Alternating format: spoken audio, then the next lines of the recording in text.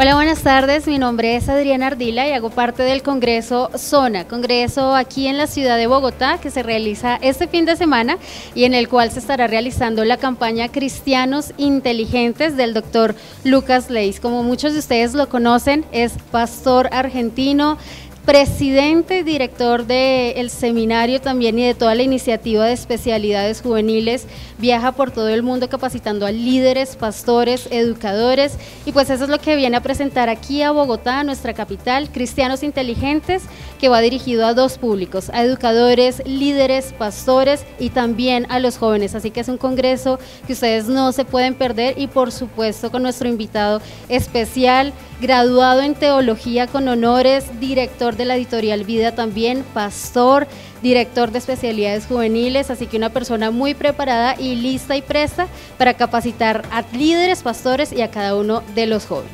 Mis papás me inculcaron un amor por la palabra de Dios y me dejaron en claro que no era malo hacerle preguntas a la Biblia, que no era malo tener dudas. Hoy voy a hablar de la importancia de tener dudas. Tristemente en la iglesia hemos hablado siempre en contra de las dudas, cuando en realidad las dudas son necesarias para luego edificar una fe sólida. En el segundo bloque, cuando le hablo a los jóvenes, les voy a ayudar a hacer preguntas y justamente tengo el objetivo de que se vayan del seminario con más preguntas de las que trajeron. Quiero inculcarles la importancia de dudar, de preguntar, de cuestionar y de rebelarse en el buen sentido con la palabra del Señor. Dios no tiene temor de que le hagamos preguntas, Dios no tiene ningún pero de que vengamos a Él con nuestras dudas y le digamos, Señor, esto no lo entiendo, ¿y por qué? ¿Por qué hay que esperar al matrimonio para tener sexo? ¿Y por qué esto? ¿Y por qué lo otro? Así que de eso se trata el seminario y tiene que ver con mis papás que me inspiraron a ser un cristiano cuestionador. Hay mitos que tienen que ver con el seno de la iglesia y hay mitos que vienen de afuera. Los mitos de afuera dicen que el cristianismo es para ignorantes, que quienes tenemos una fe es porque tenemos algunas necesidades emocionales que nos inclinan hacia la fe. Y obviamente eso es un mito. Hay personas cristianas con una fe sincera y a la vez que usan el intelecto. Dios nos regaló el cerebro, así que no puede tener nada de espiritual dejar de usarlo. Esta discusión la empecé a tener con mi equipo de trabajo cuando les dije, quiero hacer una gira, una campaña que se llame Cristianos Inteligentes. Instantáneamente varios me dijeron, bueno, pero eso de Cristianos Inteligentes suena a que hay cristianos que no lo son. Dije, bueno, pero ¿quién tiene alguna duda de que hay cristianos que no son inteligentes? Creo que no hace falta responder la pregunta. Todos sabemos que hay cristianos que por gracia van a llegar al cielo, pero no necesariamente, claro, son inteligentes, ¿sí? Así que esto de Cristianos Inteligentes, además confieso que fue para buscar un nombre provocador, es un objetivo, porque el otro peligro sería dar a entender que los que vienen al seminario son inteligentes y los que no vienen no, o que yo soy el cristiano inteligente. El ser cristianos inteligentes debe ser un compromiso. Yo tengo 20 años, 22 años, cuando arranqué tenía el pelo largo, tenía jeans rotos, estaba así sin afeitarme, cuando no había pastores que no usaran corbata. Hoy es más normal, hoy en casi todos los eventos de jóvenes todos están vestidos como yo. Cuando yo arranqué no, era el único. Y de hecho en algunos eventos se enojaban por cómo estaba vestido. Pero fue los primeros años, después fue pasando. Creo que uno tiene que conservar el filo de ser innovador y a la vez siempre hablar con mucho amor por la iglesia. Creo que esa es otra de las cosas que ha defendido nuestro ministerio. Al fin y al cabo los pastores se dan cuenta de que no es rebeldía, que es innovación, que no es cuestionar, es mejorar, que los amamos y estamos agradecidos a Dios por lo que ellos han hecho, pero que obviamente es un tiempo nuevo donde necesitamos hacer cosas distintas.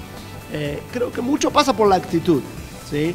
Así que hoy cuando me critican muy probablemente me doy cuenta que no me conocen, que es más el mito, la fama que el verdaderamente conocerme. Yo, a los que me conocen, no he tenido problemas con la vieja guardia.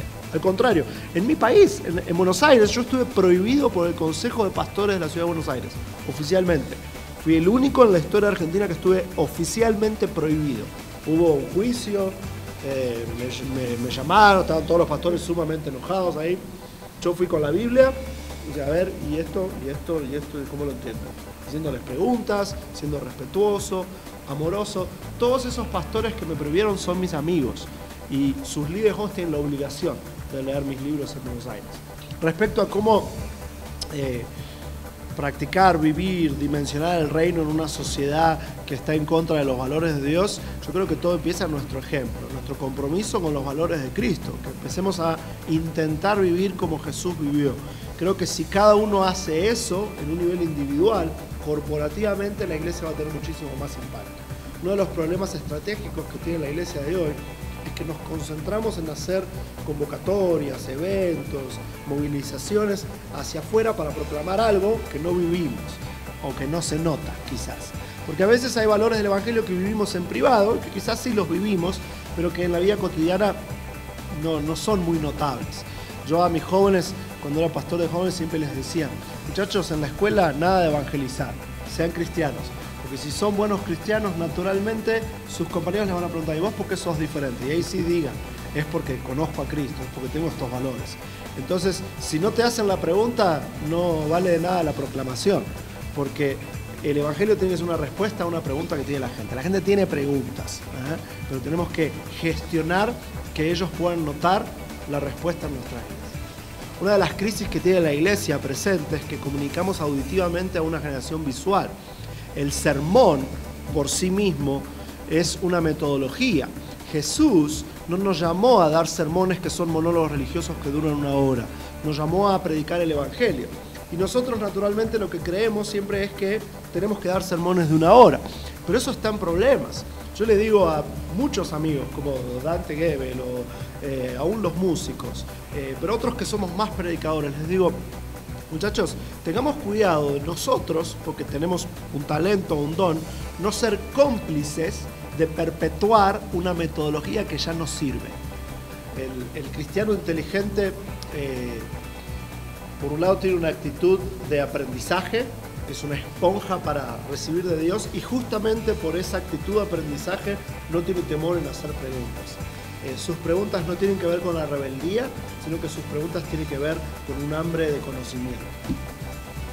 Un cristiano inteligente siempre está aprendiendo, siempre está haciendo preguntas, siempre tiene curiosidad y no tiene temor de ejercitarlo. El ignorante, voy a decir esto en el segundo bloque, el ignorante no es el que tiene preguntas, el ignorante es el que teniendo preguntas no hace nada al respecto. Ese es el ignorante. Les damos a entender a los chicos que involucrarse en el ministerio es... Y la descripción que damos tiene que ver con actividades que ocurren dentro del templo. Y eso no emociona a muchos chicos. ¿A quién emociona? ¿A los músicos o a los que les gusta tener un micrófono en la mano? Si les gusta tener un micrófono en la mano, entonces anhela el escenario. Ese se involucra.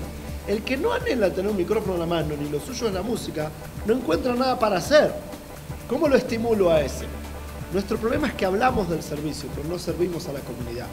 Si sacáramos a los jóvenes fuera del templo y empezáramos a hacer actividades en las que ellos se pueden involucrar en serio, eso los entusiasmaría muchísimo más. Nuestros jóvenes se aburren adentro de nuestros templos y no tenemos suficientes alternativas de servicio. Segunda respuesta, creo que muchas veces es porque los líderes creen que todo es dar órdenes, decirle a los jóvenes lo que tienen que hacer.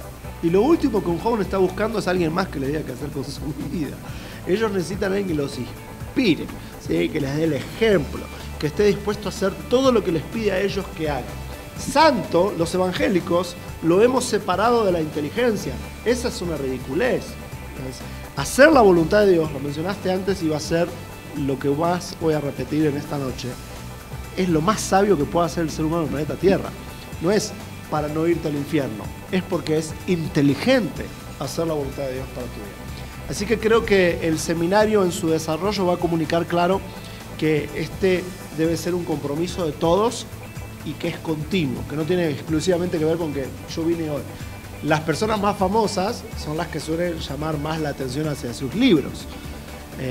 Para mí, una atención sana de mi trabajo es ver cómo publico a las voces más atractivas porque la gente les quiere escuchar y a la vez cómo levanto nuevas voces para hablar de los temas que no están siendo tratados, ¿sí? Así que yo estoy comprometido con esa atención.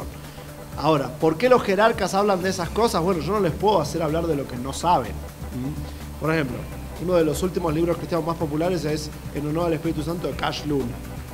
Ese es el ministerio de Cash Luna, él continuamente habla del Espíritu Santo. Entonces, cuando yo le dije a Cash, Cash, quiero que escribas un libro, me gustaría que escribas un libro con nosotros. Así te parece, ¿qué voy a escribir?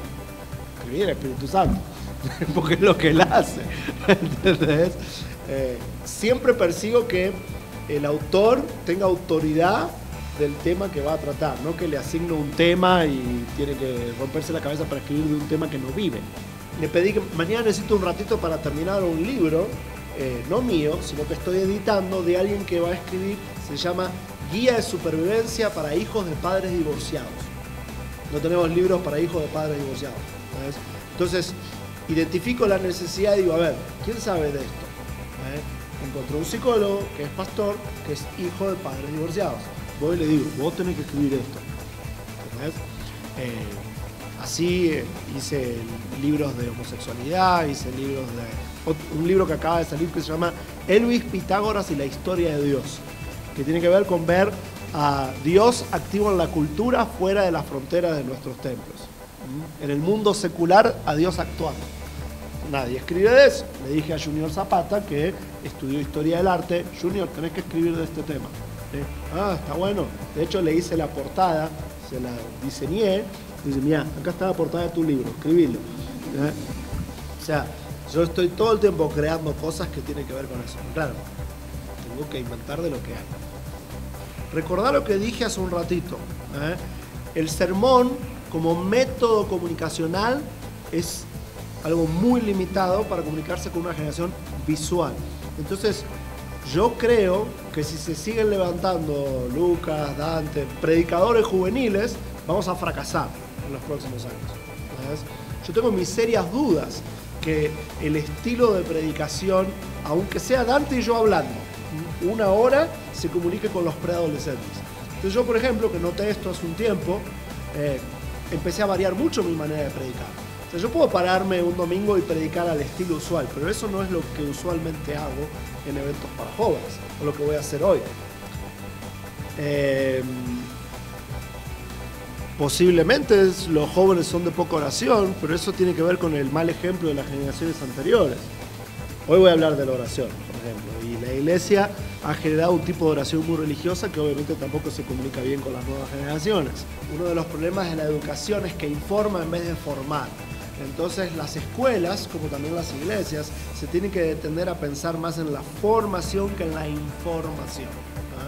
Y entonces uno se da cuenta que allí la variable del ejemplo es vital.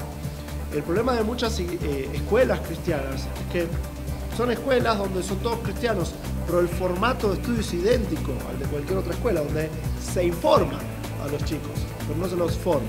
Yo propongo que las escuelas cristianas tengan mejores mentores, inviertan en tener equipos involucrados en actividades con los chicos, que hagan más campamentos, que hagan más festivales, que hagan más juegos, que usen muchas más actividades de formación de valores y donde el joven, donde el chico puede tener una relación personal con el maestro, con todo el que quiera.